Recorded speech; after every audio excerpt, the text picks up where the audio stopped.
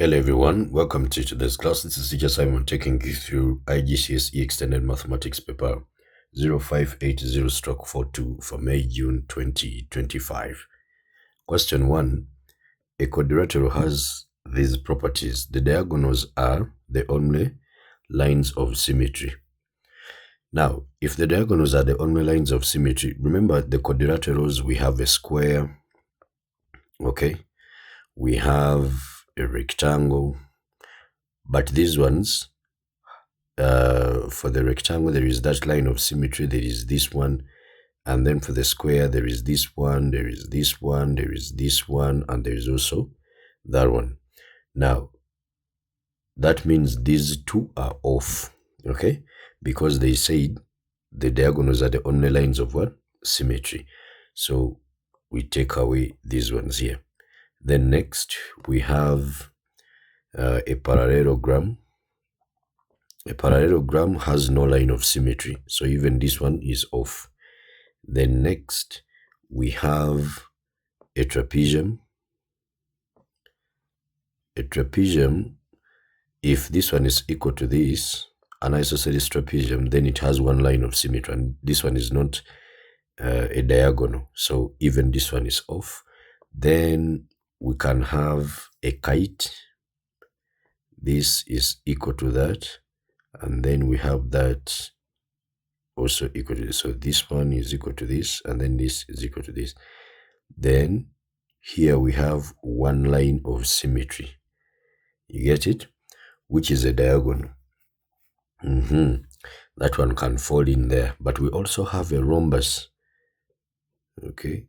A rhombus looks like a kite, but all sides are equal. Then this one is a line of symmetry. This one is also a line of symmetry. You see that? This one has two lines of symmetry. So we are having a rhombus here, and then a kite. Now, it has rotational symmetry of order 2.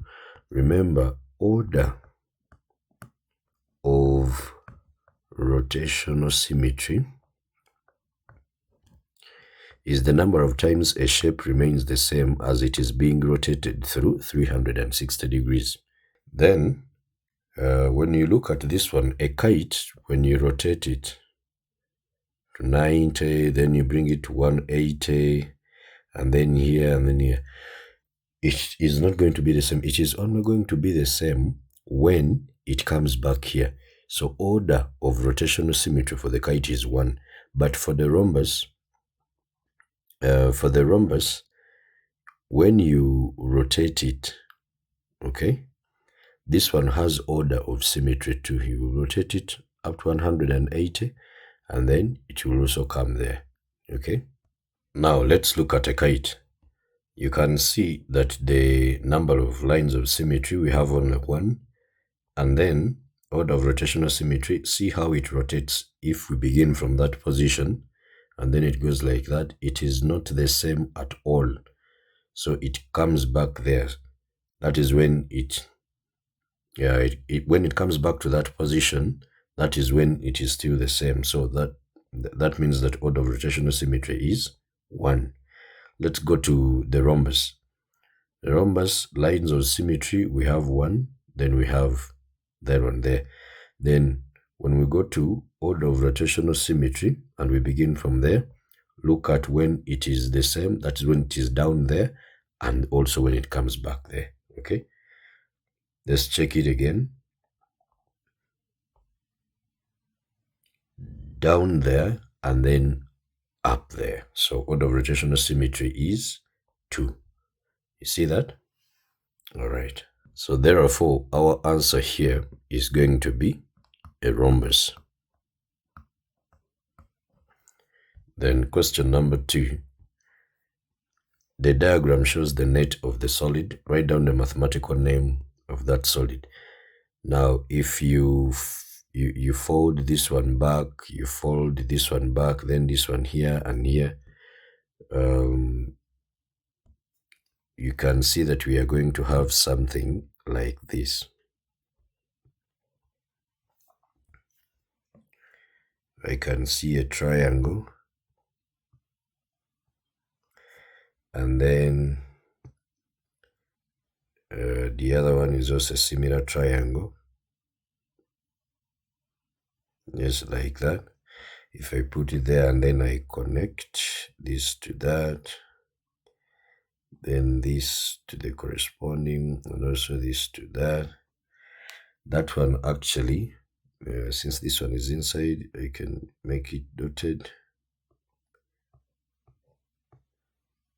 Just like that, it is a 3D shape. So this one is a triangular prism. Triangular prism. Question 3. Mass of box A to mass of box B is equal to 4 to 7.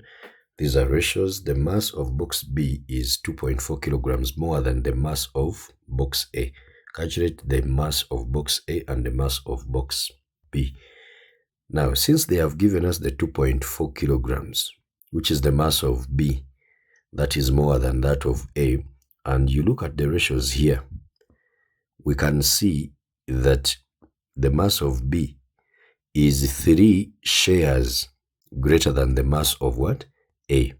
So meaning if I have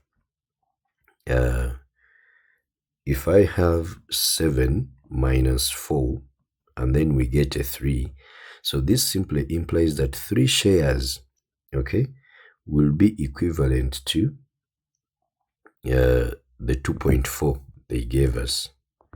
So meaning X is going to be equal to the equivalence of a share, okay, in the kilograms in there is going to be 2.4 out of 3, which is actually 0.8. So that means the mass of A, remember it is 4 shares, this is the equivalence of a share. So it is going to be 4 times 0.8, and this is 3.2 kilograms. And then mass of B is going to be equal to 7, then times 0.8. 7 times 8 is 56. So this will give us 5.6 kilograms. So meaning we shall have 3.2 and then 5.6. Then question 4, ABCD is a trapezium. Work out the area of a trapezium. So area of trapezium, you know, it is equal to a half H into A plus B. Okay, so we have a half, the height is this one here. Then A can be this or this one, but usually we take A to be the smaller and then B to be the bigger length, the 2 parallel sides, okay? That is the A and B. So this will be 4 here, then times this one here will be 22. And this one automatically gives us 88. Then question 5, Scott changes $300 into pounds. And they're saying that the exchange rate is 1 pound is equal to 1.20 US dollars. Calculate the amount Scott receives. Of course, what are we given? What we are looking for, we put it on the right, okay? We are looking for pounds, so let us change this one. So we shall have $1.20 is equivalent to 1 pound, right? So meaning $300 shall be equivalent to 300, then times this one, then out of 1.20. That one will give us the pounds. 300 divided by 1.20, the answer is 250. So that is that. Question 6, a solid wooden cone has base radius 4 and height 12 centimeters. The density of the wood is 0.74 grams per centimeters cubed. Calculate the mass of the cone. Now, from here, mass is going to be equal to because if density is equal to mass over volume, then we can cross multiply, and then the mass is going to be equal to the density, okay, density, then times the volume. And volume of a cone is a third pi r squared h. So the density here is given as 0.74, then times a third pi r. The radius is 4 squared, then the h. What is the h? H is 12. 0.74 times 12 times 16, then times pi, then we divide by 3. So the answer is 1184.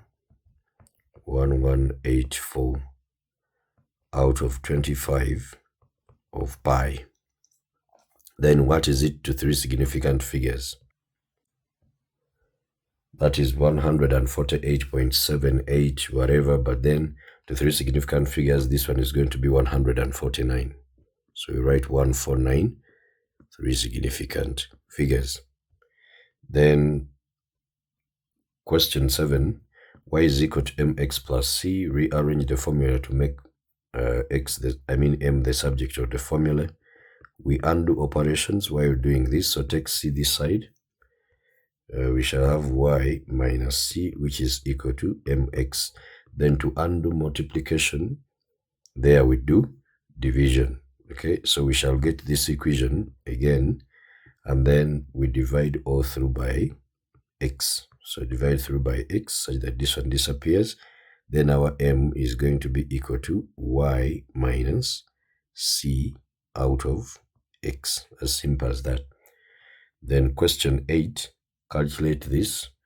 You just put this one in the calculator and then you write the answer. 2.1 squared minus 1.9, then divide by 0.5. That is 251 over 50. 251 over 50. What is it in the decimal? 5.02. 5.02. Question 9. Solve the simultaneous equations. You must show all your working. Now, when you are solving the equations here, there are like 4 methods. We can use elimination, there is substitution, there is matrix method, and there is also graphical. Okay, but since we are not given a graph, we cannot do graphical. So we can use, let's try elimination. You can, I can maybe try to eliminate y. So eliminate one and then remain with the other. Eliminate y. So what I'm going to do, I have to make sure that the coefficients of y in both equations are the same. Okay? When you look at these two, here it's a -3, here it's a +1, so they are not the same. So I'll get the LCM of 3 and 1, okay, which is a 3. So what I do, I just multiply this one by the coefficient of y here, and then the coefficient of y here, I multiply it here. We can put -3, you can put +3. It is up to you. So when I multiply through, this will be 2w minus 3y, which is equal to 11. Then 9w plus 3y, which is equal to 33. Then from there, when eliminating, we look at the signs. If the signs are different, we add. If the signs are the same, for example, if this one was a plus, then we would have subtracted. So for different signs, you add. Now when I add, this one will give me 11w.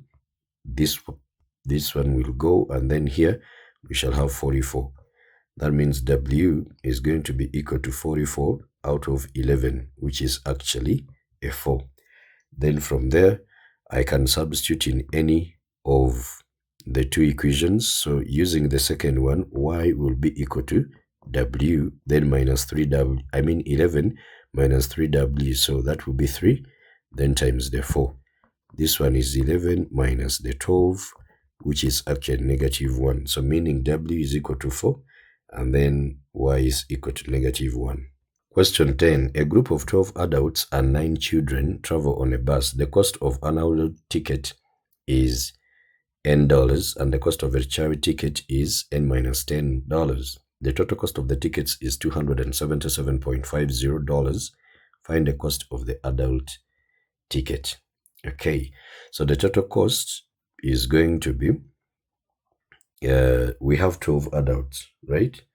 So we have to get 12 adults times the cost of the ticket, so that will be N, then plus 9 children.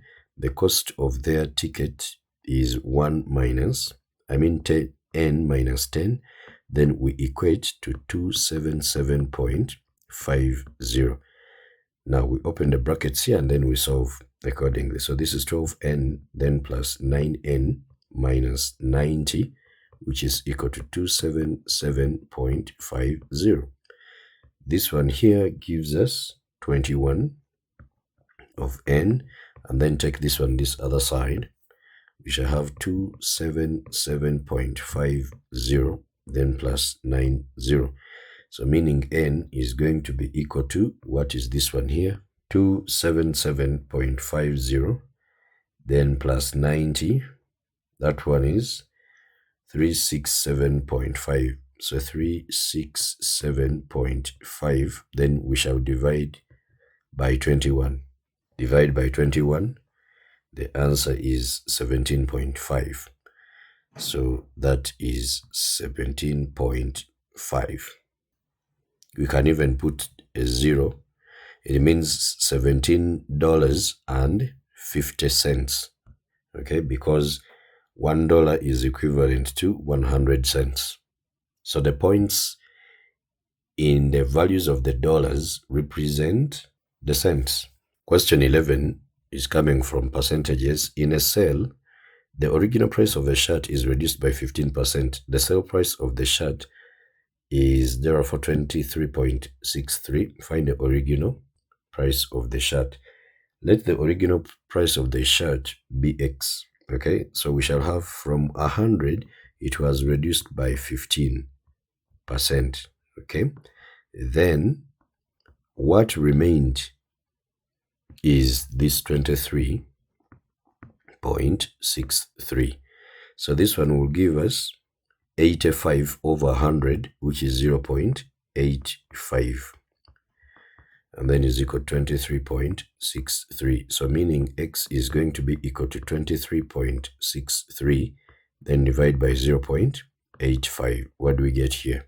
23.63 divide by 0.85.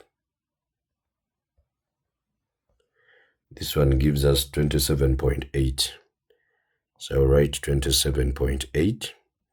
Can even add a 0, 80 cents. Okay. Question 12. The length of the rectangle is 16 centimeters. Correct to the nearest centimeter. We have 16 here. So the next one is 17. But then this other one is what? 15. But 16 doesn't begin from here. It begins from the middle here at 15.5, because when you round off 15.5 to the nearest whole number, then you will get the 16. You see that? And then it will end to be so here at 16.5. That's why when they bring numbers and they say complete, if this is the length, they give something like this, less than or equal to, they put something here, and then here they put less than. Here they don't put less than or equal. Why? Because when you get this upper bound and you round it off, the number is no longer this one, but it gives you the next one in line. You see that? All right, so it ceases to be so here. That's why here we just have less than. We just get the numbers below this one here. But by doing so, you can see that here we are going halfway, and also this way halfway. Okay, the width of the rectangle is 14 centimeters. Correct to the nearest centimeters. In fact, I'm going to use the same here. let me put the 14, then there is 13. Even 14 starts at 13.5 and then ends at 14.5. So even here, we are moving half this way and then half this way. That means the lower bound for 14 is 13.5, the upper bound is 14.5. The lower bound for 16 is 15.5, and its upper bound is 16.5. Okay, now that means the error bound for both length and width is equal to 1, then we divide by 2. Nearest centimeter, so I get that centimeter, then I divide by 2. Why am I dividing by 2? It's because we go halfway this way and also halfway this way. Suppose they had given us here, it is correct to the nearest 10 centimeters, then would have said 10 divided by 2, which gives us what? A 5. So we go 5 this way and then we go 5 this way. Does that make sense? Okay. Now, this one is 0.5. That is the one you're seeing here. Okay. Now, calculate the lower bound for the perimeter. You know that perimeter of a rectangle, it is equal to twice length plus the width. Okay, so we have a rectangle here, so we have this as the length, we have this as the width. Even this one is length, and this one is what? Width, because this length here is equal to this, and then this one is equal to this. So we have L plus width, then plus L plus width. Remember, perimeter, you are summing up all the distances around the shape, okay, all the lengths around the shape. Now you can see that we have 2L and then 2W. So they factorize out the 2 and they say 2 into L plus W. You get that? That is what we are having here. Okay. Now, next, what we are supposed to do is to subtract here. To compute. Now, a mistake which is done here, people first find the perimeter, then after, they take the what? The bounds. That is very wrong. You are supposed to use the bounds for the individual values, let's say for the length and the width. So you get the upper bound or the lower bound of the width and length. Those are the ones you substitute in the perimeter. So perimeter lower bound is going to be equal to 2 into length lower bound, then plus width lower bound. This is just addition. So get the smallest of this plus the smallest of that. It will give you the smallest of the perimeter. So this is 2. And then length lower bound will be 16. We subtract the 0.5. And then the width will be 14. We also subtract the 0.5. So that is 16 plus 14. That is 30. Not so? Then minus 1. Because minus 0.5 minus 0.5, that one gives you 1. So inside here, we see a 29. So when we multiply, this one gives us a 58. Question 13 is coming from similarity of figures and congruency. Triangle ABC and triangle PQR are mathematically similar. Calculate the length of the PR. If shapes are similar, then their lengths are connected by a scale factor of enlargement, but the corresponding angles are equal. This angle is equal to this one here is equal to this one, you see? But there is something they multiply, let's say, in here to give you this. It's the same thing they multiply with this one to give you that, as well as here to give you that, okay?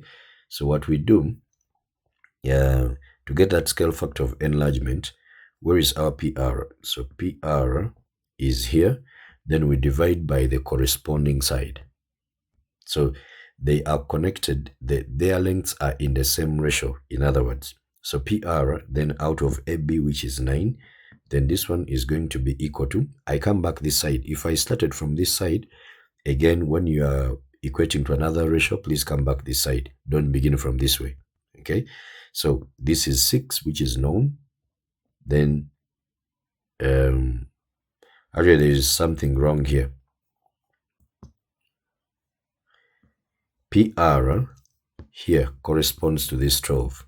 Pardon me there. So out of 12, and then this is 6 here, then out of the 9.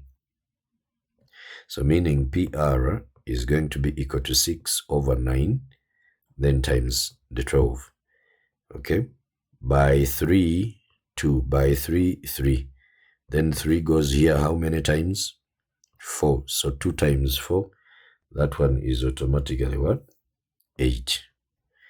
All right. Then triangle ABC and triangle PQR are the cross sections of two prisms. These prisms are mathematically similar. The volume of the smaller prism is that captured the volume of the larger prism. Now, volume, you can see that it has cubic units, but the lengths here have gotten only a unit, like it is centimeters, and this one is centimeters cubed.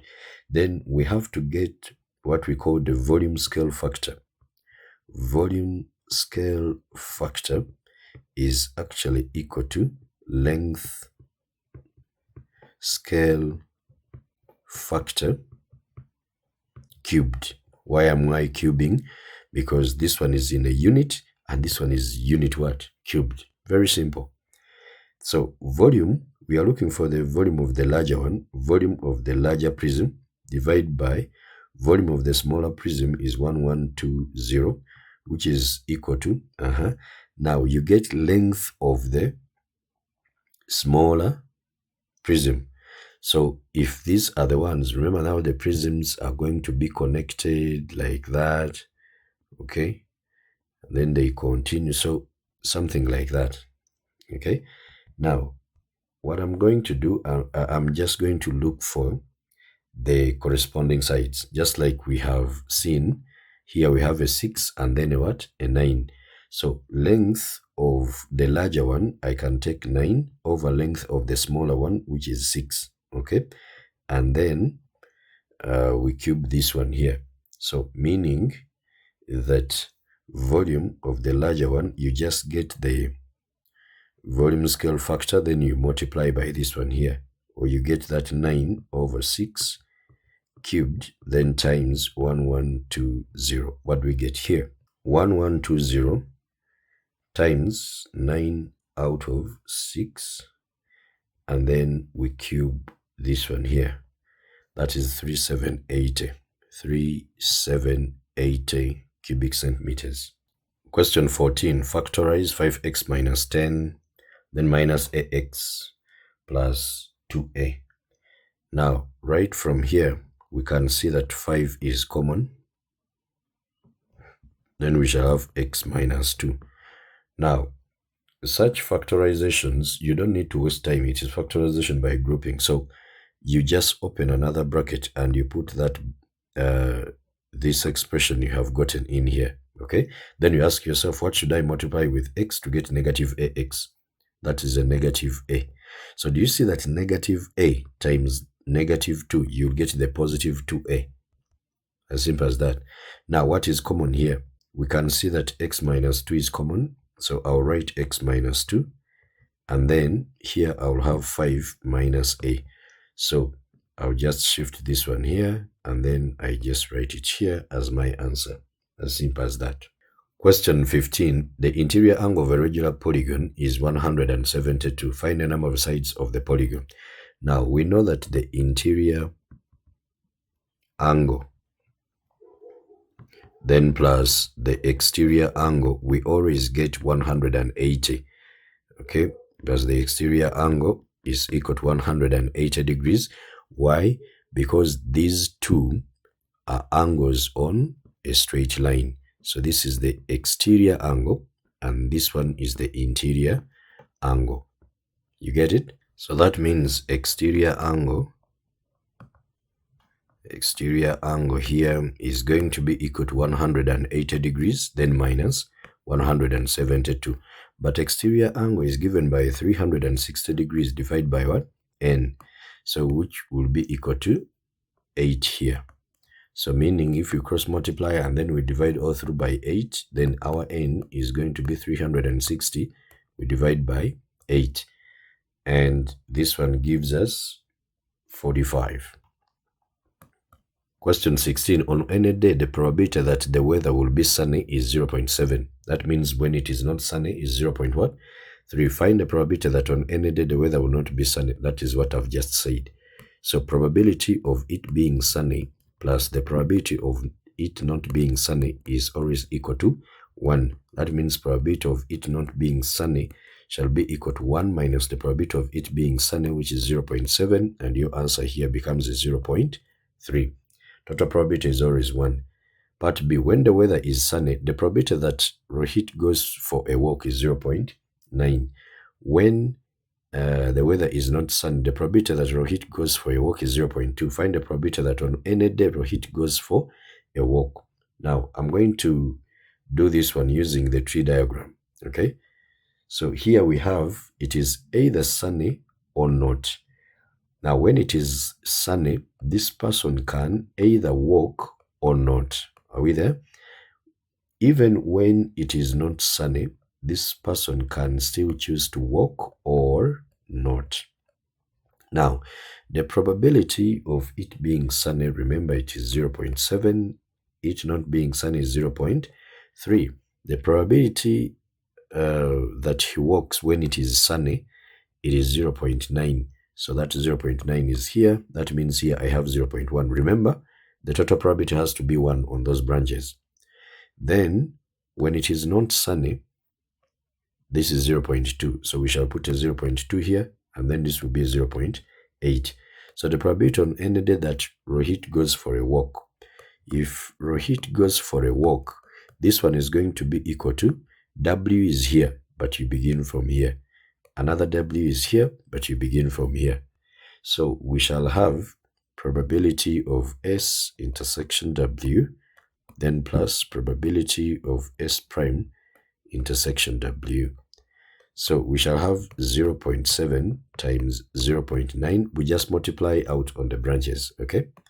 Then plus, this is 0.3 times 0.2. This one will give us 0.63, and then this one will give us 0.06. So isn't that going to be 0.69? Yes, 0.69 will be our final answer. Question 17 is coming from percentages. Part A, Alex invests $400 at a rate of 2.3% per year, simple interest. Find the total amount Alex has at the end of 5 years. Now, at the end of the 5 years, we need to first get the interest. So simple interest is given by the principal times the rate times the time, but this rate is out of what? 100. So the principal is 400, the rate is 2.3, the time is what? 5. We are dividing all through by what? 100. Now, of course, these ones will go. Then this one here is 4 times 5, 20. 20 times 2.3. That one has to be a 4. 2 times 23, that is 46. And so 20 times 2.3, that one is also 46. Okay, then amount, we have to get the principal, then plus the interest they have gotten. So this is 400, then you add the 46, which becomes 446. Then next, part B, they are saying if Virat has $100 to spend in February, he spends X dollars. In March, he spends 10% more than he spends in February. And then in April, he spends 10% more than he spends in March. At the end of April, Virat has 33.80 remaining. Find the value of X. So let's look at Jan. Okay, this person spends, let's say, let me write it like this, expense in February is equal to X. Then we have the expense in March. The expense in March is equal to, what do we have here? They said it is 10% more than what he spends in February. So it will be 100, then plus 100. I mean that 10, because it is more, over 100, then times the other x. So this is 110 divided by 100, you'll get 1.1, not so? 1.1 of x. Now next we have expense in April. They say that it is 10% more than the expense in March. So again, we do the same thing. The expense in March is this one here. So we have 1.1 of x. Now already this one is 1.1. So times 1.1, that will be 1.1 squared of x. So this means out of the 100, okay, we are having that 100, then they spend the x in February, spend 1.1 in March, they spend 1.1 squared in April. Then what remains is actually that 33.80. You see that? Okay. Now, these ones have gotten the x's. So what is it simplified? I can even take this one this side. -1 minus 1.1 minus 1.1 squared.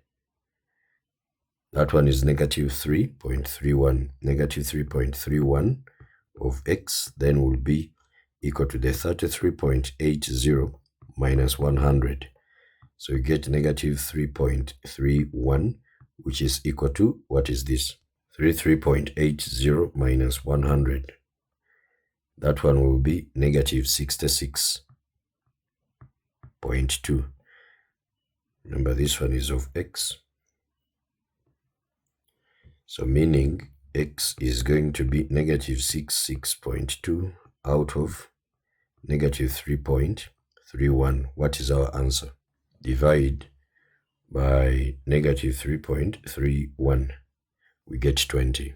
As simple as that. Then part C, Bobby invests $500 into an account that pays compound interest each year. At the end of the 17 years, the value of Bobby's investment is $700.13. Find the value of Bobby's investment at the end of 20 years. So amount is equal to the principal, then 1 plus R out of 100, then to the power of T. The principal is 500, okay? And they say that at the end of the 17 years, the value of Bobby's investment is this one here. Okay, that's at the end of 17 years. Now, in here, we don't see the value of R. So, we are going to first find it, okay? Our A, the amount is 700.13, which is equal to, this is 500, then 1 plus R over 100, then to the power of 17. We make R the subject, so first divide all through by 500, and then this is 1 plus R over 100 power 17, okay? Then from here, if I have, let's say, R squared, which is equal to 4, and I want to get R, we always say R is equal to the square root of 4. But this one is the same as saying 4 power what? A half. So that means we power this one with a half. We also power this one with a half. When we do so, in other words, we power this one with the reciprocal of this power here, such that using the rules of indices, these ones will multiply and this one becomes R power 1 to give you this one. You get it? So that means also here, since it is power 17, R is under this power, then I'm going to power it with a 17. I mean 1 over 17, okay? So I will put 1 over 17 here, and then I will also put it here, 1 over 17, so that this one will cancel with that. You get it? So we have 700.13, then we divide by 500, then to the power of 1 over 17, this one will be equal to 1 plus r over 100. Then bring the 1 here. That means I will have this one here. Then subtract a 1, then is equal to r out of 100. So therefore, what will be r? R will be equal to 100, then times whatever we are having here. You see that? So I just do that. And then what do we get here as the value of r?